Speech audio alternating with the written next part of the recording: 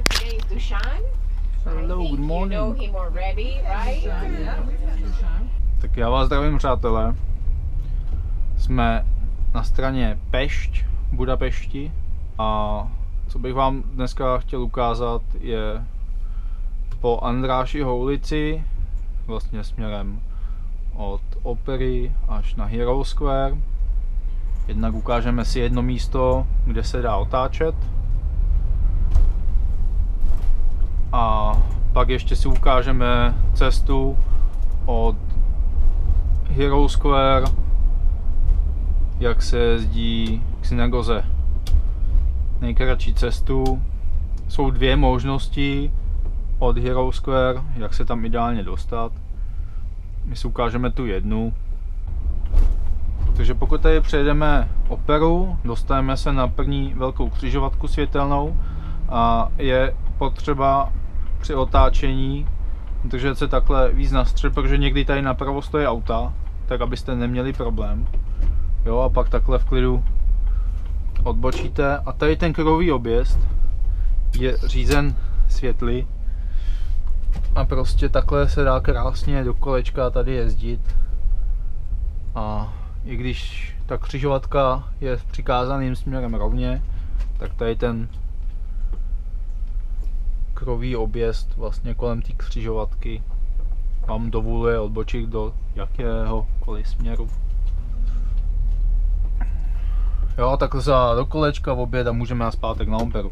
Ale já nechci naspátek na Operu, my budeme pokračovat dál. Hungarian victim of the Hungarian uprising, and the sentence there in Hungarian was, "One nation said it was enough." The Museum of Terror, which is, I would say, worth to visit if you have time in the afternoon for that, open today till 6 p.m. Ale co tady jako často musíme dělat jako řidiči, že jelikož je to velice slavná ulice tady toho Andrášiho, takže musíte tady jezdit pomalu, pokud máte lidi. Pomalu znamená 20, 30. Takže máte lokálního průvodce a ten bude hodně nepříjemný, pokud tady pojedete rychle. Ale prostě to je jako v jakýmkoliv městě. Autobus tady bude mít zastávku, takže my si musíme už včas blikat tady do levíčka, aby jsme se zařadili, a on nás nepustí. Ale musel. Nepustí, ale musel.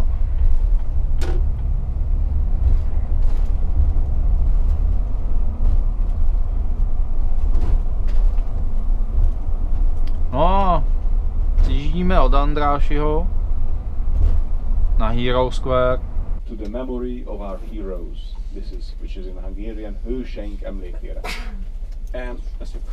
And on the top of that half circle, 4 statues, 4 allegorical figures.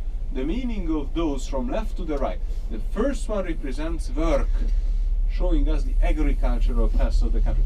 The second, with the horses on the top, war, with the figure of Iris. The third one with the horses on the top, peace. And the fourth one, now to the left, family and welfare. So work, war, peace, family. 2 museums. This museum to the right, one circle, and then this museum to the right, modern art gallery. Modern art gallery for contemporary exhibitions. The other museum to the left is closed, the Fine Arts Museum. Ruch je na most, takže je pro vás důležitý, pokud máte jet kolem dokola nebo na zoo, se dostat na levý pruh. A v levém jízdním pruhu budete pokračovat takhle kolem dokola.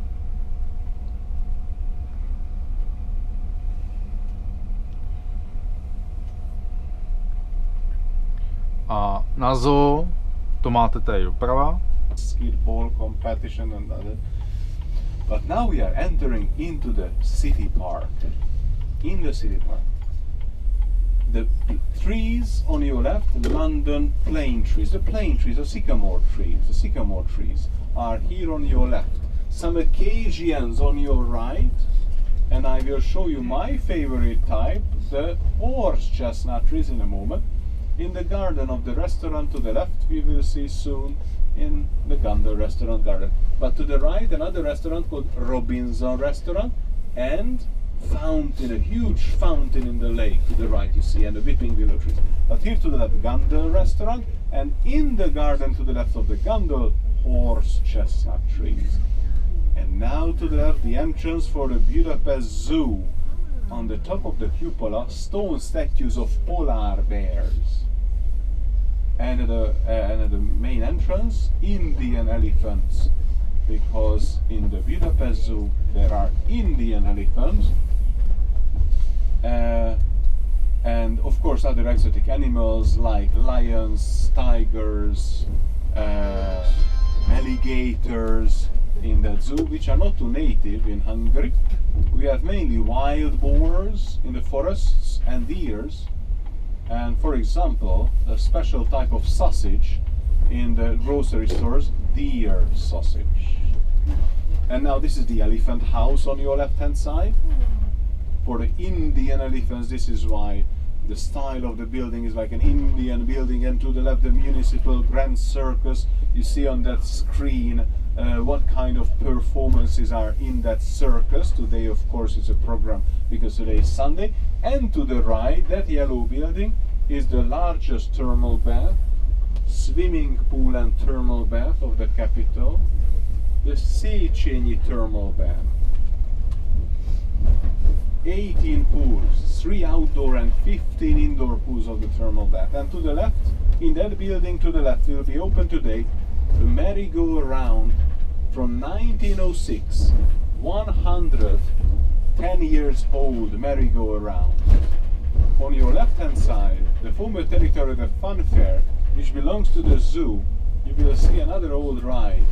Above the trees, you see that wooden roller coaster, which is also 90 years old.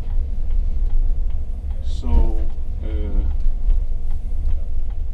it is, we often say about this wooden roller coaster, it's not too fast, not too comfortable, but Hungarian.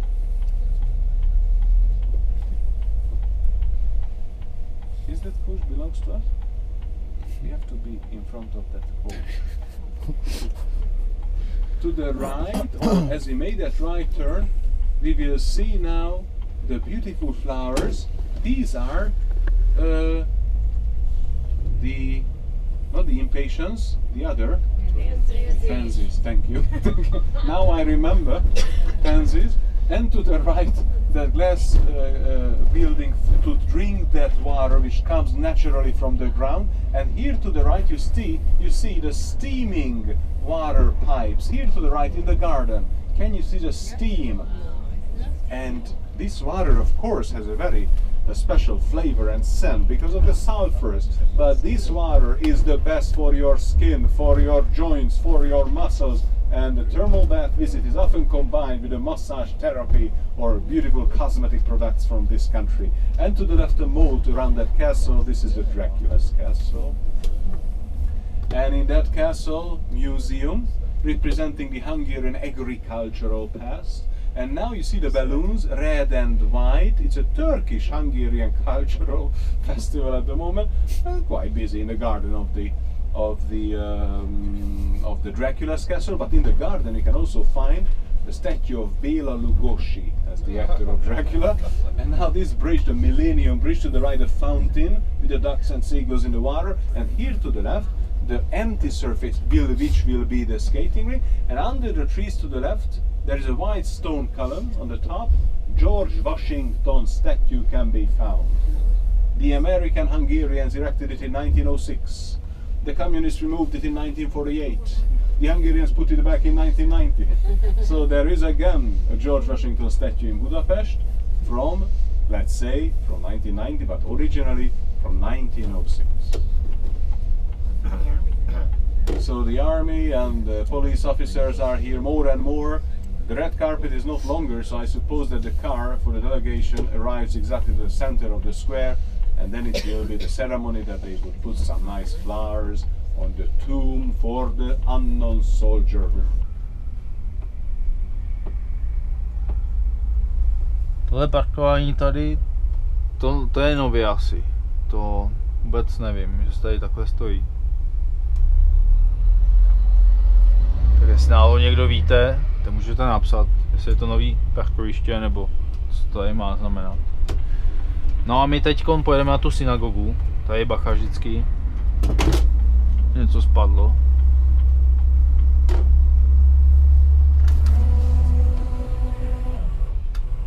And the other object is the apostolic cross.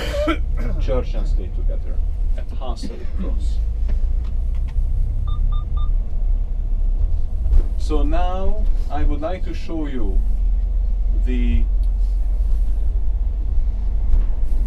park or square on your left hand side, which was called where the big Stalin statue was, and in 56 was demolished and only the boots survived. So that square was called the Boots Square, to the left where the car is parking now. This modern building to the right is the Dancing building, but if you look carefully it looks like after an earthquake a building, but fortunately no earthquakes in Hungary. And to the left, that silver colored sharp edge monument is for to the memory of the victims of the Hungarian uprising 56. It's 10 years old only. This one to the left. This one to the left.